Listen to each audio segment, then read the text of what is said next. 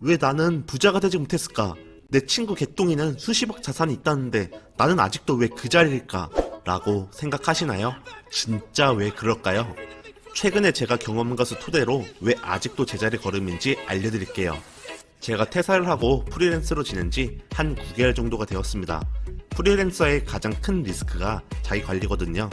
직장인일 때는 9to6만 지키면 알아서 월급도 들어오고 근무 시간이나 근무 요일에 큰 변수가 없는데 프리랜서는 그런 게 없습니다.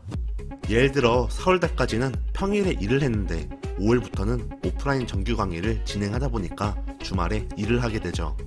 주말에 일을 하니 평일에 쉬는 시간이 생기면서 한번 생활 패턴이 싹 뒤바뀝니다. 이런 식으로 또 가정 대소사에 따라 생활 패턴이 달라지고 적응하느라 정신없이 2020년을 보내고 있습니다. 그러다 보니까 뭔가 시간에 쫓겨 다니는 기분이더라고요. 그리고 주어진 일을 쳐내기 바쁜 그런 일상을 보내면서 뭔가 에너지도 줄어든 것 같고요. 그래서 과거와 비교해서 현재 안 하고 있는 것을 곰곰이 생각해보니 딱 하나 있었어요. 바로 독서였습니다. 네, 경제적 자유를 위해 반드시 독서는 필요합니다. 정말 뻔한 이야기로 들릴 수 있는데 다시 한번 독서의 힘을 경험해보니 확실합니다. 왜 독서를 해야 경제적 자유를 얻을 수밖에 없는지 이유를 딱 한 가지만 말하고 독서가 어려운 분들을 위해 꿀팁도 드릴게요. 그 전에 제 이야기를 하면요. 최근 3달 정도 독서를 거의 안 했어요. 한다고 해도 깊이 있는 독서를 못하고 한 달에 기껏해야 한두 권 정도 읽었습니다. 그러다가 다시 독서를 해보자라고 마음을 먹고 관심이 가는 책을 읽기 시작했어요. 그랬더니 바로 그 효과가 체감이 되었어요. 요즘 저는 공유 오피스 창업을 준비 중이라 그게 현재 업무의 1순위예요. 자연스레 관심 키워드도 사업, 공유 오피스죠. 그래서 지난주부터 읽은 책이 취향을 설계하는 곳 치타야, 장사의 신, 사업을 한다는 것입니다. 책을 손에서 놓았을 때는 앞만 보며 가기 바빴는데 책을 읽게 되니 생각이라는 걸 하게 되죠. 그러면서 인사이트를 얻게 돼요. 예를 들어 이런 거죠. 책, 취향을 설계하는 곳 치타야를 보면 이런 에피소드가 나옵니다. A라는 벽돌공은 벽돌을 쌓고 있습니다.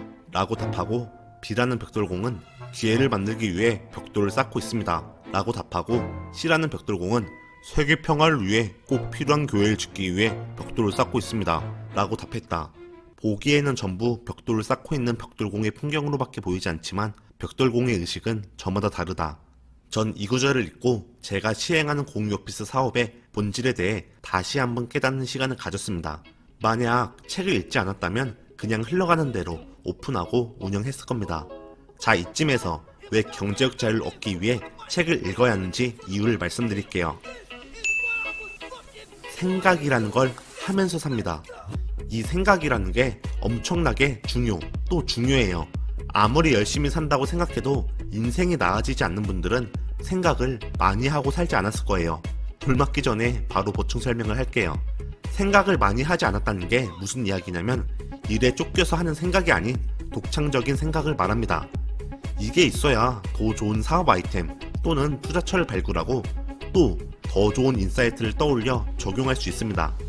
만약에 제가 사업책을 안 읽었다면 저는 공유 오피스 오픈 후에 신규 고객만 유치하기 바빴을 겁니다. 그리고 이탈률이 높은 상황이 와도 계속 신규 고객 유치에만 신경을 쓰겠죠.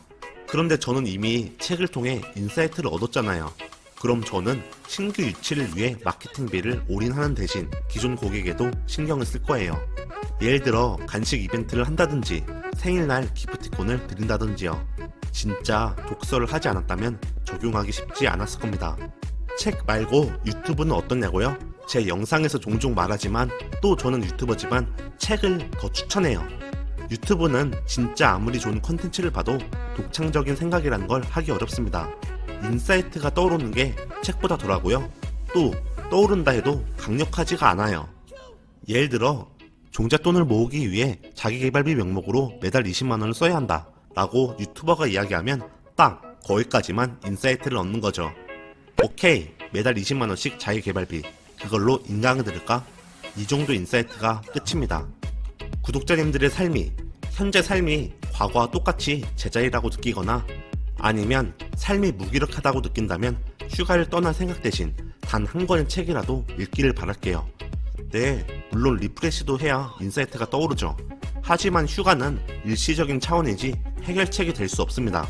그런데 책은 주위에서 더 쉽게 자주 접할 수 있고 인사이트의 스파크도 강력하죠. 아무리 제가 이렇게 이야기를 해도 책을 안 읽던 분들은 독서하기 어려울 거예요. 그럴 때 가장 좋은 방법은 현재 관심도가 높은 책을 읽어야 합니다. 또 유명한 책이 아닌 쉬운 책부터 읽어야죠. 처음 책을 읽으면 글자가 눈이 안 들어와요. 그래서 같은 문장을 계속 반복해서 읽게 되고 그러다 보니 책은 나랑 안 맞는다고 생각해서 독서를 포기하게 됩니다. 그래서 이러한 점을 보완하려면 일단은 내 관심사와 밀접한 책부터 파야 합니다. 또한 관심사가 맞더라도 너무 유명한 책보다는 잘 읽히는 책부터 읽는 게 좋습니다. 그래서 국내 서적부터 그리고 두꺼운 책보다는 얇은 책부터 읽으시는 게 좋습니다. 책 한 권을 끝냈다는 성취감도 독서 초보자 입장에서는 중요한 포인트거든요. 자, 그럼 경제적 자유를 위해 독서는 반드시 필요한 최강 가성비 도구라는 점 명심하시고요. 관심사에 맞는 책부터 읽어보세요. 그럼 철학!